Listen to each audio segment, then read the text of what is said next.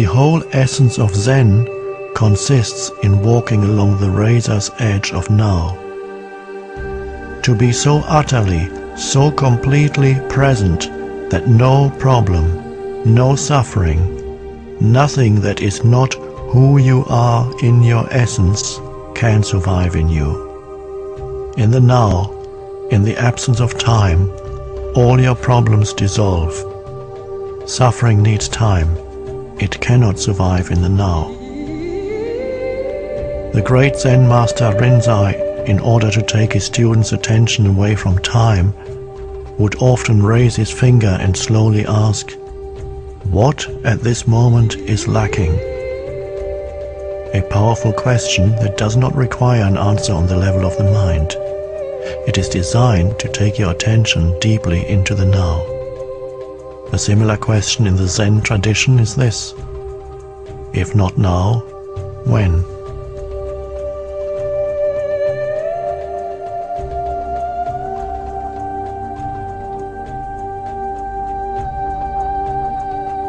Sufis have a saying, "The Sufi is the son of time present." And Rumi, the great poet and teacher of Sufism, declares, "Past and future veil God from our sight. Burn up both of them with fire."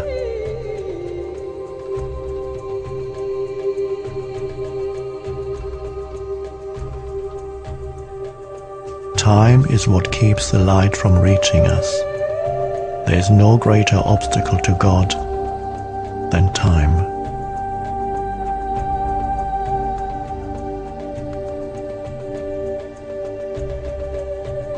With the timeless dimension comes a different kind of knowing, one that does not kill the spirit that lives within every creature and everything. A knowing that does not destroy the sacredness and mystery of life, but contains a deep love and reverence for all that is. A knowing of which the mind knows nothing. The mind cannot know the tree. It can only know facts or information about the tree. My mind cannot know you, only labels, judgments, facts and opinions about you. Being alone knows directly. There is a place for mind and mind knowledge.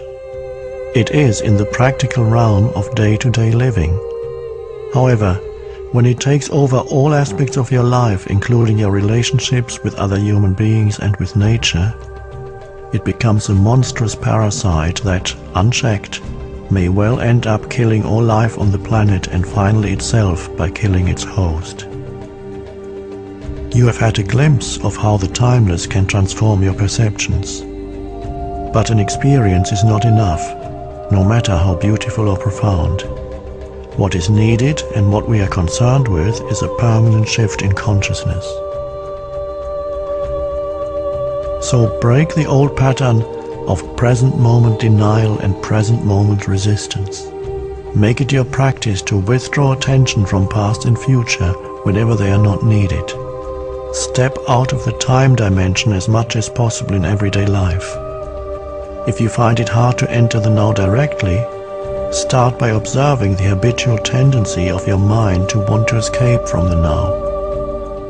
You will observe that the future is usually imagined as either better or worse than the present. If the imagined future is better, it gives you hope or pleasurable anticipation. If it is worse, it creates anxiety. Both are illusory. Through self-observation, more presence comes into your life automatically. The moment you realize you are not present, you are present. Whenever you are able to observe your mind, you are no longer trapped in it. Another factor has come in, something that is not of the mind, the witnessing presence. Don't judge or analyze what you observe. Watch the thought, feel the emotion, observe the reaction. Don't make a personal problem out of them. You will then feel something more powerful than any of those things that you observe. The still observing presence itself behind the content of your mind, the silent watcher.